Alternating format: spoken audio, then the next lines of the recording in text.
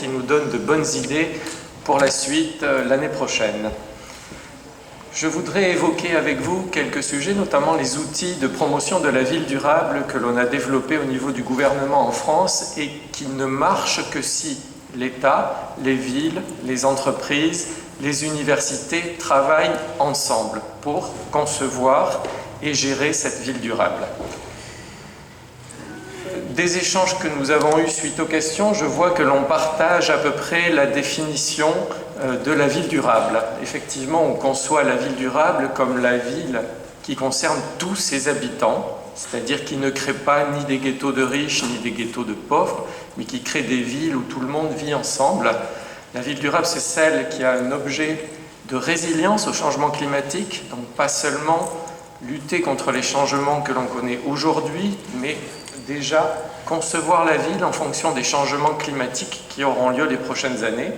Une ville qui prend en compte, bien entendu, la variable écologique et environnementale, une ville agile, une ville qui sait s'adapter au territoire, aux populations, aux conditions sociales et économiques, bien entendu, et enfin une ville partagée, une ville qui est co-construite avec le citoyen. Et des discussions que nous avons eues déjà ce matin lors des visites de sites que nous avons fait avec des représentants de Lisbonne, je vois que le souci de la co-construction de la ville et de la participation des citoyens est un sujet aussi important ici au Portugal qu'en France. Je voudrais vous présenter 5 outils que l'on a développés au niveau du gouvernement français.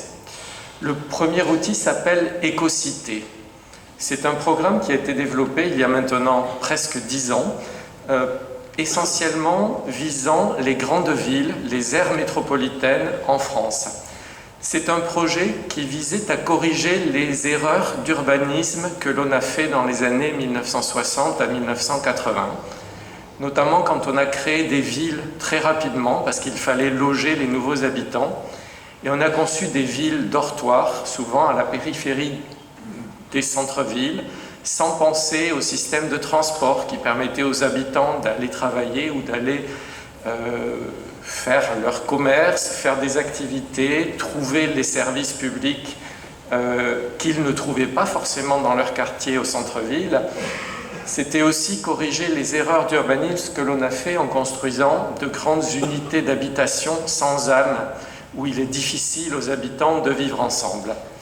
Donc ce programme Écocité, il visait à donner une vision globale de la ville et permettre aux maires de développer de nouveaux quartiers en ayant en tête tout ce qu'il faut pour créer des quartiers où il fait bon vivre et où il fait bon habiter. Les 4 photographies que vous avez illustrent les projets qui ont été menés dans ces 31 villes Écocité.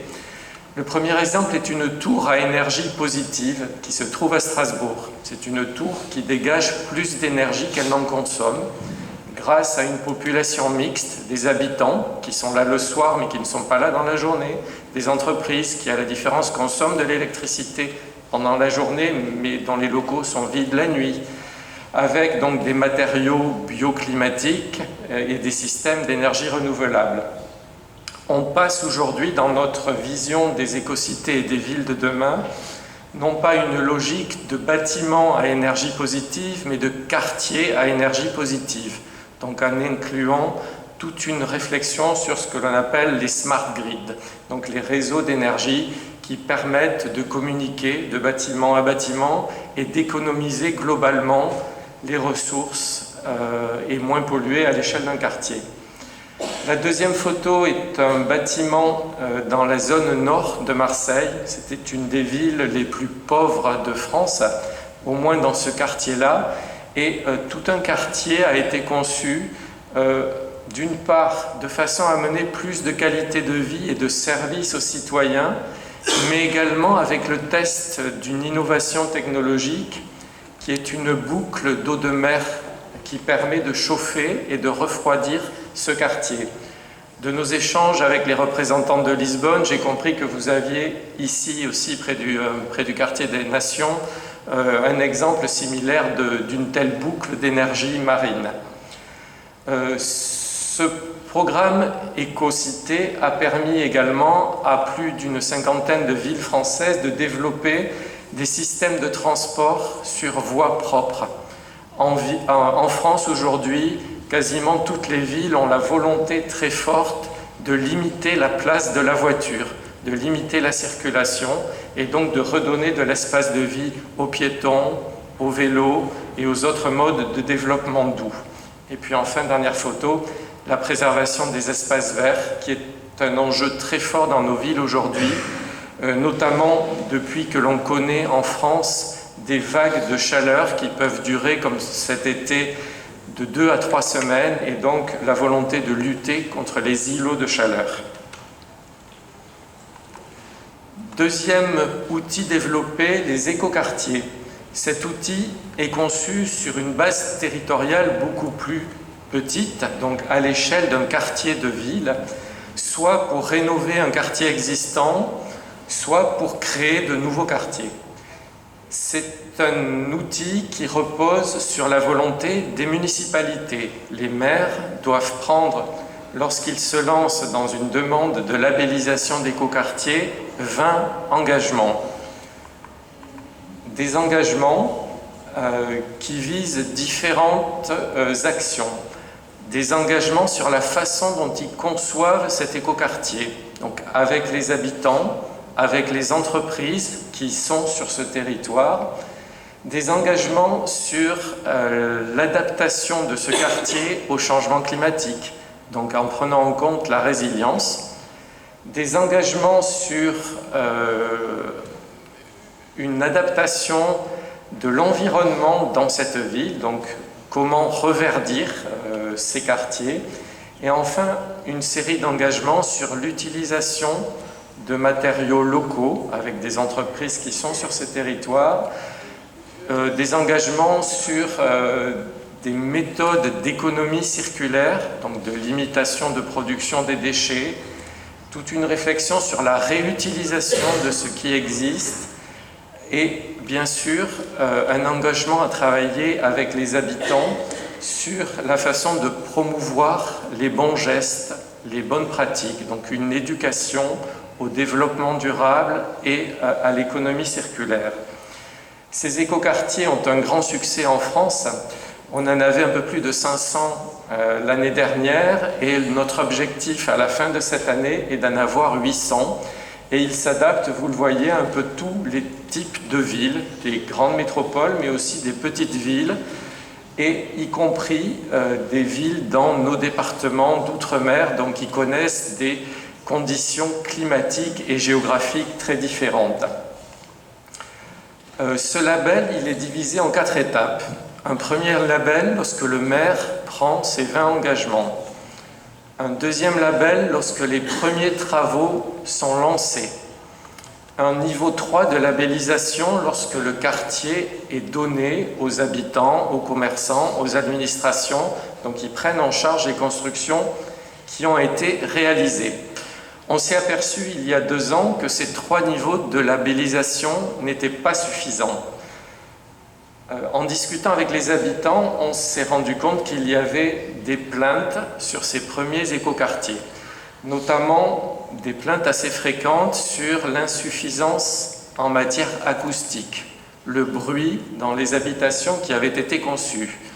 D'autres plaintes sur la difficulté à adapter les bons gestes pour l'économie circulaire dans l'espace donné aux habitants de ces nouveaux quartiers. Et enfin, une plainte assez fréquente sur l'uniformisation architecturale des bâtiments qui étaient mis en place dans ces quartiers. On a donc lancé un niveau 4 de labellisation, et ce niveau de labellisation est donné lorsqu'une évaluation est faite 3 ans après la livraison du quartier par les habitants. C'est une évaluation qui est totalement indépendante et de l'État et des municipalités et qui est faite par des associations indépendantes, donc qui permettent une vraie discussion avec les habitants pour savoir ce qui ne va pas dans ces quartiers. Nous avons lancé quelques expériences de coopération internationale sur ces écoquartiers une ville japonaise, Funabashi, qui est dans la banlieue de Tokyo, nous a demandé une labellisation et ils sont aujourd'hui au niveau 2 de labellisation. Nous sommes en train de travailler également avec la ville de Cali, qui est la 3e ville de Colombie, qui nous a demandé justement de les aider à mener, en concertation avec les habitants, une labellisation pour qu'un quartier qui s'appelle San Antonio dans cette ville soit labellisé écoquartier et que ce mécanisme de concertation citoyenne puisse être répandu dans les villes de Colombie. Enfin, on travaille à la demande du Kenya et du Sénégal, non pas à une labellisation française de certains quartiers de leur ville, mais à aider le Kenya et le Sénégal à mettre en place des labels nationaux écoquartiers pour qu'eux puissent développer également des programmes similaires à celui-ci. Troisième outil de promotion de la ville durable, ce que l'on appelle les démonstrateurs industriels pour la ville durable. C'est un outil qui a été conçu pour favoriser les innovations, des innovations technologiques pour créer les outils de vie dans la ville de demain, mais également des innovations en termes de gestion de projet. C'est un programme qui a été lancé il y a maintenant 4 ans, avec 2 appels à projets et la labellisation de 21 sites pilotes. C'est un projet qui est porté par des entreprises. Donc on forme des consortiums d'entreprises qui sont en contact direct avec les maires du territoire où ces innovations vont être testées. Je vais vous donner un exemple dans quelques minutes, mais donc on a retenu 21 sites pilotes que vous voyez sur la carte, et ces sites pilotes travaillent tous sur des thématiques différentes. Par exemple, à Montpellier, ville dont on a parlé ce matin, c'est un démonstrateur qui vise à rendre les villes accessibles aux personnes âgées et aux personnes en situation de handicap. À Nantes, c'est un démonstrateur industriel qui est plus tourné vers les thématiques d'énergie et de smart grid. On a également d'autres démonstrateurs qui visent à concevoir la ville durable, soit dans des situations de haute altitude, on en a un dans les Alpes, soit dans des situations tropicales extrêmes, et on en a un dans nos départements des Antilles. Je vais vous donner un exemple de ce démonstrateur. C'est un territoire qui représente 9 municipalités au nord de Paris, et c'est un territoire très important en France puisque c'est le lieu où on construit le village olympique pour les Jeux olympiques de Paris 2024. Tout ce qui est construit dans ce périmètre et dans ce démonstrateur doit aller dans 2 sens. Les unités de logement des athlètes et des journalistes qui vont être construits doivent pouvoir être transformés en logements pour de futurs habitants dans ces quartiers. Tout ce qui ne pourra pas être transformé en logement doit être déconstruit avec le minimum de production de déchets. Donc tout est conçu avec une logique d'économie circulaire. Ce consortium, donc, qui a été créé à l'origine par 80 entreprises, en comprend aujourd'hui plus de 150. Ce consortium donc, de 150 entreprises doit proposer tous les 6 mois des innovations. En principe, 150 innovations. Donc, ces propositions sont remises aux 9 maires de ce territoire, et les maires décident, parmi ce catalogue, de retenir une vingtaine ou une trentaine d'innovations qu'ils souhaitent voir testées. L'État finance la mise en test de 2 ou 3 de ces innovations à travers un plan d'investissement d'avenir, et les maires recherchent ensuite les financements, soit locaux, soit européens, pour tester les autres innovations. Mais ce qui est intéressant, c'est que les maires aujourd'hui disposent d'un catalogue d'à peu près 500 innovations pour la ville de demain, et ce système de démonstrateurs a déjà été étendu à d'autres villes en France pour partager ces solutions technologiques innovantes. 4e outil que l'on a créé encore une fois pour répondre à une erreur d'urbanisme que l'on a commis, plutôt une erreur d'aménagement du territoire que l'on a commis en France ces dernières décennies. On s'est beaucoup occupé des métropoles et on a beaucoup délaissé les villes secondaires et les villes moyennes du territoire français.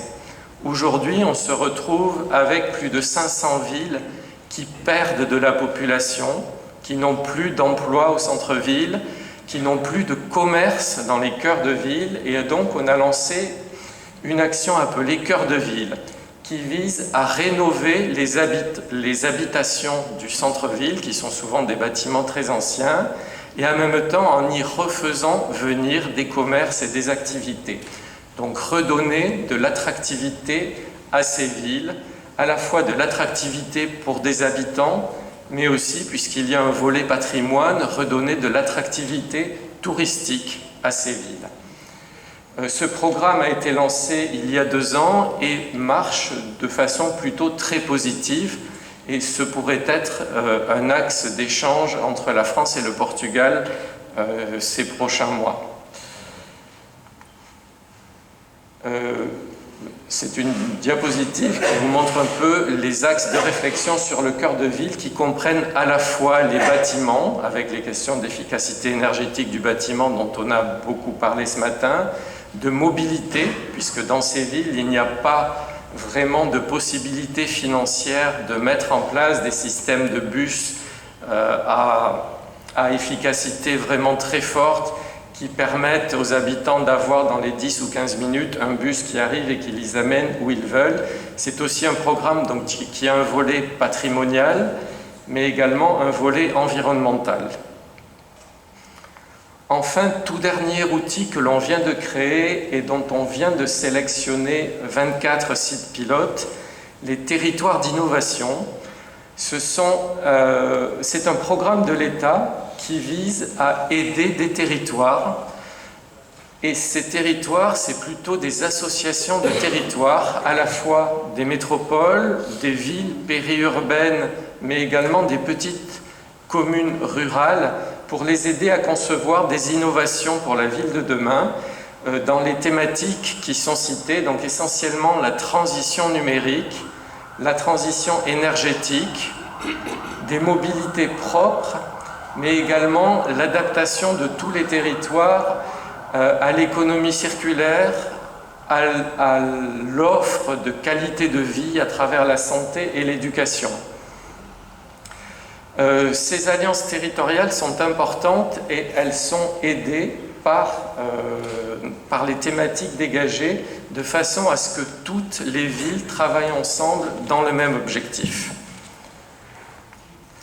Nous avons créé un réseau au niveau français qui est un réseau totalement informel pour les participants, pour tous ceux qui travaillent sur les sujets de ville durable, qu'ils soient d'origine publique, donc de l'État ou des territoires, ou d'origine privée, les entreprises qui ont des innovations à valoriser.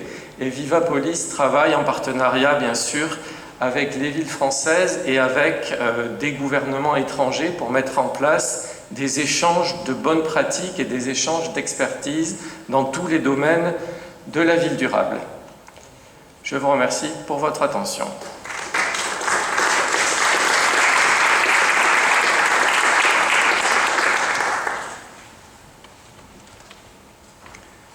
Merci beaucoup. Donc maintenant, je laisse la parole à Madame Lydie Lègle du Centre technique et scientifique du bâtiment.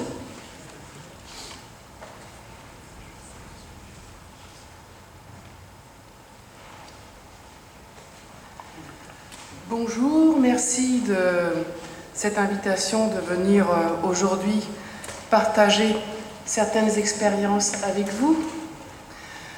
Donc je voulais vous dire pour commencer que je suis là aussi en tant que chercheuse, c'est-à-dire que j'ai étudié les villes durables pendant à peu près une dizaine d'années en Europe et aussi j'interviens en tant qu'expert conseil auprès des municipalités. J'ai donc la chance d'avoir cette double casquette, on peut dire, cette double facette de mon travail, à la fois en recherche et à la fois en conseil, ce qui me permet aussi de vous faire part de ces expériences. Donc dans un premier temps, le point 1, grâce à cette expérience, je me rapproche du micro pour être traductrice, excusez-moi. Dans un premier temps, je vais donc rappeler quels ont été les grands fondements de la ville durable. Ces fondements sont très importants à souligner parce qu'il ne faut pas les oublier. Même lorsque donc on passe au point 2 et qu'on se rend compte que la ville durable doit faire face aux défis de l'énergie et du changement climatique, dans sa construction, la ville durable ne doit pas oublier ces grands fondements essentiels de départ. Donc, que je vais vous présenter à l'instant. Le premier acquis, alors déjà, le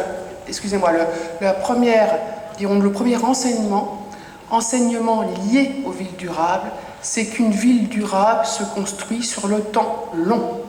Il faut à peu près 25 années pour construire une trajectoire de ville durable. C'est pour ça, lorsque vous vous adressez à vos collectivités, à vos élus, il faut faire très attention de prendre la bonne orientation, mais il ne faut pas tout demander tout de suite. Ce qui est important, c'est la trajectoire, et c'est le suivi dans le temps long. C'est le premier enseignement. Donc, les grands fondements ont été lesquels ?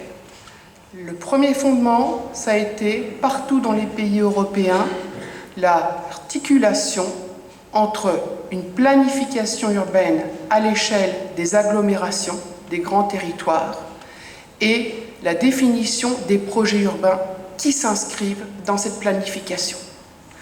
Pourquoi cet emboîtement d'échelle, une planification, comme on l'a vu, globale, au schéma d'une grande agglomération, par exemple les 26 villes, je ne sais plus combien vous en avez dans votre agglomération, et après, donc parce que cette planification, on l'a vu, va définir les continuités écologiques, la répartition spatiale des fonctions dans l'espace, les fonctions économiques, les fonctions d'équipement, les grands équipements structurants de la métropole, et donc elle va définir, si l'on peut dire, l'architecture qui va permettre au quartier de bénéficier d'une accessibilité au transport, ou non, d'un accès aux services pour les populations, d'un accès au commerce et aux équipements.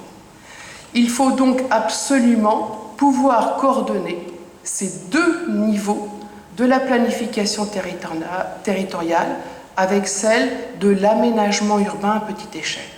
C'est un premier point essentiel que toutes les villes durables ont bâti et qui est sur la bonne voie, on l'a vu, pour ce qui est de Lisbonne. Le second aspect, très important, c'est l'articulation entre la morphologie urbaine, c'est-à-dire la répartition des pôles urbains. Donc il y a la ville-centre et vous avez des villes autour, plus ou moins grandes, plus ou moins moyennes, plus ou moins petites. Et il faut absolument que cette ville-centre, avec les pôles urbains autour, soit structurée, émaillée par les transports collectifs. Alors il n'y a pas qu'une seule façon d'obtenir cette structuration en Europe. Il y a différentes façons. Je vais vous montrer 2 ou 3 façons qui ont été utilisées. Donc, vous le voyez sur les schémas que je vous présente, on l'a vu, la grande difficulté, c'est d'éviter une ville-centre avec plein de petits pôles de villes secondaires à l'extérieur qui ne soient pas structurés, ce qui va faire beaucoup de mouvements de déplacement dans tous les sens, donc avec des multi-destinations, et du coup, ces polarités qu'on appelle désordonnées vont être très difficilement maillées en transport collectif. Parce qu'il faut bien savoir que pour une collectivité, tout transport collectif est un coût d'investissement extrêmement important. Il faut donc structurer la ville-centre avec ses polarités extérieures pour que les bus puissent être remplis, pour que les lignes de transport collectif puissent être tirées, afin qu'elles soient rentables et que cet investissement, vous l'avez vu, il y a des investissements extrêmement importants de la municipalité ou des agglomérations, puisse être réalisé. Un autre aspect extrêmement important, c'est aussi de pouvoir avoir au niveau des transports collectifs une autorité métropolitaine à l'échelle de l'agglomération, c'est-à-dire de pouvoir avoir un syndicat mixte ou une autorité qui régule ces transports collectifs ou qui puisse investir dans ces transports collectifs, pas uniquement à l'échelle de la ville, mais à l'échelle de l'agglomération tout entière. Ça, c'est très important parce que vous voyez, ça permet finalement d'obtenir des complémentarités à la fois de pôles d'emploi, de services, d'équipements et de pôles d'habitat entre le cœur de l'agglomération et les villes alentours, de créer aussi, on va le voir, des complémentarités en termes de transport et de niveau de transport. Donc là, c'était Barcelone. Je vais vous montrer différents cas, différentes figures. Je vous ai dit, il y a différentes façons de le faire. Je vais vous donc montrer par des images différentes façons de le faire. Barcelone, qui est donc une ville au départ compacte. On a bien parlé de l'importance de garder une compacité dans ces villes méditerranéennes, a été elle-même soumise à une périurbanisation diffuse parce qu'elle était coincée entre une zone de montagne et la mer. Et la difficulté, comme vous le voyez, alors ce que j'ai essayé de demander, c'est est-ce qu'il y a un infrarouge, mais je ne sais pas. Bon, peu importe. Apparemment, il n'y a pas une petite lumière rouge qui sort de... J'essaye de... Non, alors moi, j'ai fait une bêtise. Je ne sais pas si... J'ai fait un test, je vous en ai informé. Donc, ce que vous voyez, c'est que, finalement, je vais me rapprocher. Excusez-moi. Donc là, très rapidement, c'est Barcelone, la mer, la zone de montagne où il y avait des petits points. C'est quand on a travaillé avec le planificateur qu'on a fait ça. Mitage périurbain en zone de montagne, c'est extrêmement mauvais parce que c'est inaccessible par transport collectif. Le coût pour tirer des transports collectifs en zone de montagne, c'est impossible. C'est possible uniquement dans les vallées. Voilà les 3 vallées, on en a déjà parlé. Donc à ce moment-là, ce qui s'est passé, c'est qu'ils ont décidé de réunir plusieurs villes moyennes ou plusieurs petites villes entre elles pour garder la compacité à l'extérieur de la ville de Barcelone.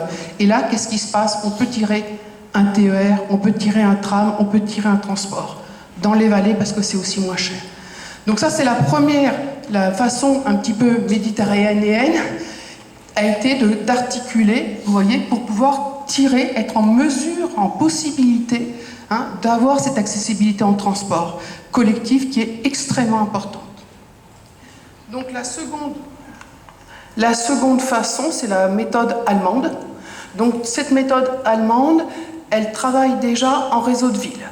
C'est-à-dire, pardon, je teste beaucoup de choses, je suis un petit peu expérimentatrice, c'est ma personnalité. Donc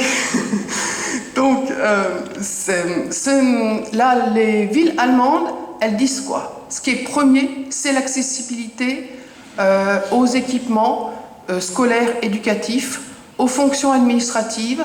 Donc ce qu'elles vont dire, c'est on va répartir les niveaux de centralité des villes en fonction de leur dotation en ces équipements. Le niveau de centralité 1 de la ville-centre, c'est celle qui a les grands lycées, les grandes administrations pour faire ses papiers d'état civil, etc., les grands équipements culturels, etc. Ça va être le niveau grand centre. Je ne vais pas me redéplacer parce qu'on va perdre un peu de temps. Le centre moyen, c'est ceux qui ont les commerces moyens, les équipements culturels mais de moins grande notoriété, etc., etc. Donc à partir de là, ce qui s'est passé, c'est que les Allemands ils pensent que ces fonctions, ces équipements, ce sont eux qui font les effets d'entraînement, les effets d'attraction, les effets de rayonnement, qui sont des éléments d'analyse, de dynamique urbaine extrêmement importants pour comprendre où se positionnent les emplois, où se positionnent les résidences et les gens et comment ils migrent d'un niveau par exemple de centralité urbaine et ils vont parfois habiter plus loin en périurbain mais ils ne vont pas aller habiter trop loin parce qu'ils ont leur emploi et ils veulent toujours une relative proximité à leur emploi. Donc ça c'est les arbitrages, vous voyez, des habitants, c'est extrêmement difficile pour eux lorsqu'on a une augmentation des loyers au centre. Donc ce qui se passe c'est que les Allemands ils ont réparti ses fonctions dans l'espace et en fonction de cela, il travaille sur les effets d'entraînement pour garder toujours une diversité et à partir de là, il tire les réseaux. Ouais, il tire les réseaux avant, à vrai dire. Mais et vous voyez bien que sur... Donc je recommence pour être un petit peu pédagogique puisque j'enseigne aussi. Donc là, nous avons le premier niveau de centralité, c'est Hanovre. Là, nous avons les seconds niveaux de centralité qui sont extrêmement importants. Donc le métro se transforme en tram et en RER, c'est continu. Et après, nous avons des niveaux de centralité qui sont moins importants, qui vont être accessibles en bus, directement des gares RER ou de tram.